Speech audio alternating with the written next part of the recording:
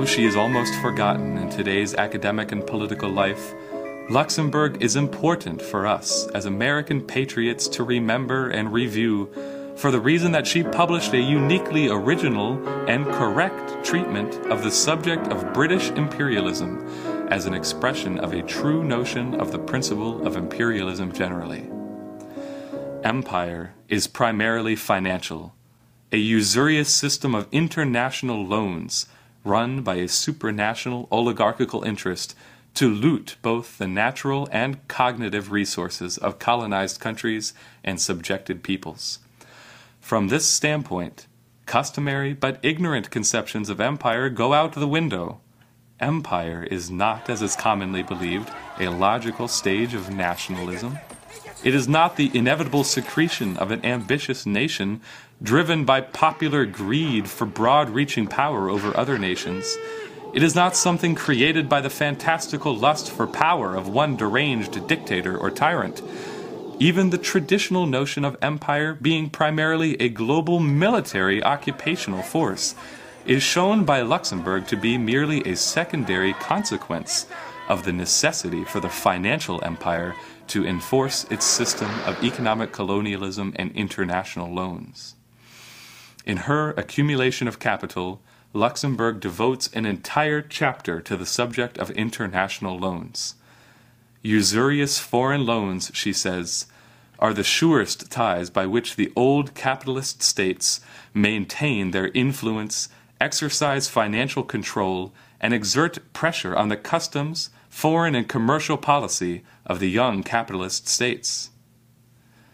In order to reveal to the foolish leadership of the Social Democrats in Germany the true nature of the imperial system which had created the present crisis of world war, Luxemburg documents the behavior of the British Empire, controlling large segments of the planet through a system of international loans, using as a case study the economic events spanning the 20 years leading up into the occupation of Egypt by the British in 1882.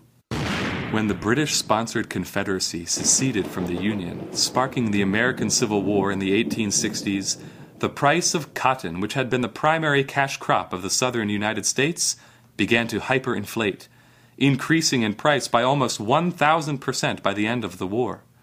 With the supply from America interrupted, the British turned their eyes towards Egypt. A fever of speculation on cotton as a commodity was unleashed on Egypt, with massive loans coming from England to finance its cultivation.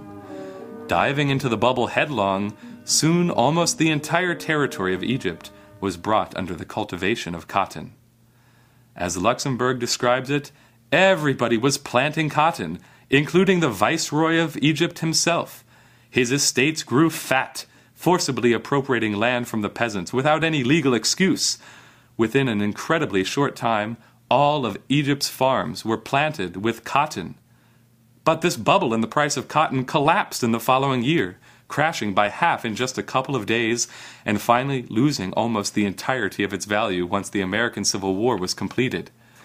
As quickly as it had begun, the cotton bubble was over. However, along came a new fever of speculation, now in sugarcane, to replace it. For a second time, Luxemburg says, Egyptian agriculture was turned upside down. The peasants were driven to forced labor on the sugar plantations in the thousands. Factories and transport for the sugar had to be built. The money for this construction was supplied by loans from British banks in 1872.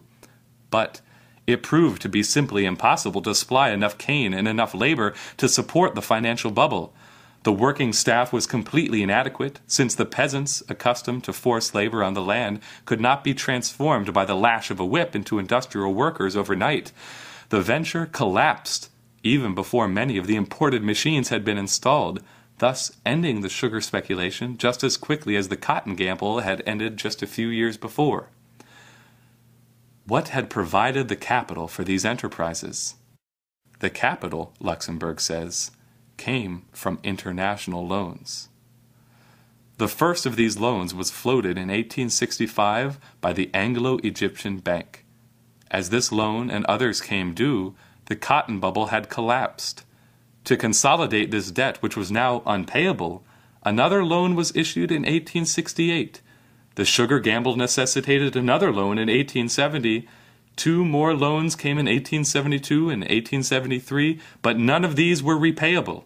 Finally, by 1874, Egypt's total public debt had grown from 3 million British pounds to 94 million, and, as Luxemburg says, collapse was imminent. These operations of capital at first sight seemed to reach the height of madness. One loan followed hard on the other. The interest on old loans was defrayed by new loans, and capital borrowed from the British and French paid for the large orders placed with British and French capital. While the whole of Europe sighed and shrugged its shoulders at Egypt's crazy economy, European capital was in fact doing business in Egypt on a unique and fantastic scale.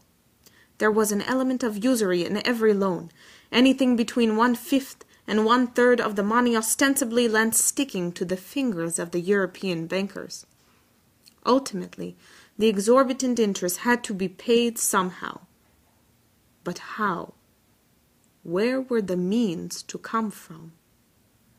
From the peasants, from their land, from their labor, working on the cotton plantations, working in the sugar plants, all without pay, switched over from one job to the next as the need arose. The greater the European debt became, the more had to be extorted from the peasants. All over Egypt, people were leaving their villages, demolishing their dwellings, no longer tilling their land, all to avoid the payment of the exorbitant taxes that had been placed on their heads. 10,000 Egyptian peasants are said to have starved in 1 year because, no longer being able to come up with the money for the irrigation tax for their fields, they had killed all of their cattle to avoid paying it. Eyewitness newspaper reports of the conditions in Egypt at that time documented, "People are starving by the roadside. Great tracts of country are uncultivated. The farmers have sold their cattle, and the usurers are filling the mortgage offices with their bonds and the courts with their suits of foreclosure." The peasant was drained of his last drop of blood. Used as a leech by British capital, the Egyptian state had accomplished its function and was no longer needed. Now, British commissions to regulate the finances of Egypt went into action. Strangely enough, European capital was not at all deterred by the desperate state of the insolvent country and offered again and again to grant immense loans for the salvation of Egypt. In 1879, all of the finances of the country of Egypt were brought under the permanent control of European capital. Finally, an opportune pretext for the final blow was provided by a mutiny in the Egyptian army starved under European financial control, and by a revolt engineered among the Alexandrian masses who had been bled to the bone. The British military occupied Egypt in 1882. The military occupation was merely the enforcing arm of the debt collectors on the international loans. Militarism, Luxemburg says, is merely the executor of the accumulation of capital lurking behind international loans. The ultimate and final step had been reached in the process of liquidating the peasant economy in Egypt by and for the empire's capital.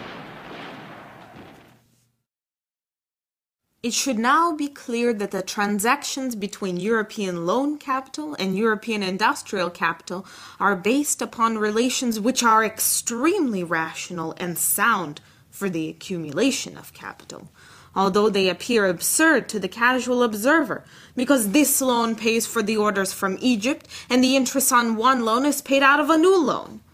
Stripped of all obscuring connecting links, these relations consist in the simple fact that European capital has largely swallowed up the Egyptian peasant economy.